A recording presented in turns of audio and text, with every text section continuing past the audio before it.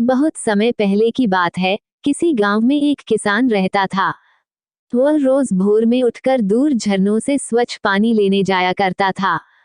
इस काम के लिए वह अपने साथ 2 बड़े घड़े ले जाता था, जिन्हें वो डंडे में बांधकर अपने कंधे पर दोनों ओर लटका लेता था।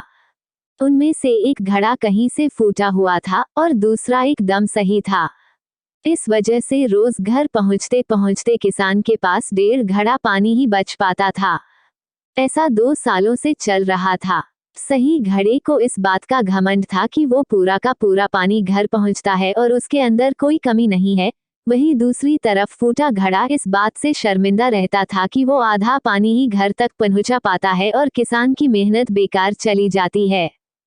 फूटा घड़ा ये सब सोचकर बहुत परेशान रहने लगा और एक दिन उससे रहा नहीं गया। उसने किसान से कहा, मैं खुद पर शर्मिंदा हूँ और आपसे क्षमा मांगना चाहता हूँ। क्यों? किसान ने पूछा, तुम किस बात से शर्मिंदा हो? शायद आप नहीं जानते, पर मैं एक जगह से फूटा हुआ हूँ और पिछले 2 सालों से मुझे जितना पानी घर पहुँचाना चाहिए था बस उसका आधा ही पहुँचा पाया हूँ। मेरे अंदर ये बहुत बड़ी कमी है और इस वजह से आपकी मेहनत बर्बाद होती रही है। फूटे घड़े ने दुखी होते हुए कहा।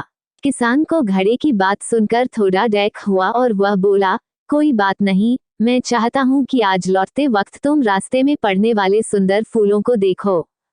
घड़े ने वैसा ही किया। वह रास्ते भर सुंदर फूलों को देखता आया।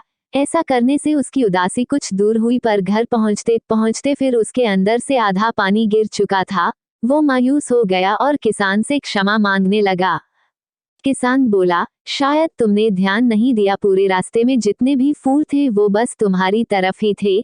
सही घड़े की तरफ एक भी फूल नहीं था। ऐसा इसलिए क्योंकि मैं हमेशा से तुम्हारे अंदर की कमी को जानता था और मैंने उसका लाभ उठाया। मैंने तुम्हारे तरफ वाले रास्ते पर रंग बिरंगे फूलों के बीज बो दिए थे। तुम रोज थोड़ा थोड़ा करके उन्हें सींचते रहे और पूरे रास्ते को इतना खूबसूरत बना दिया।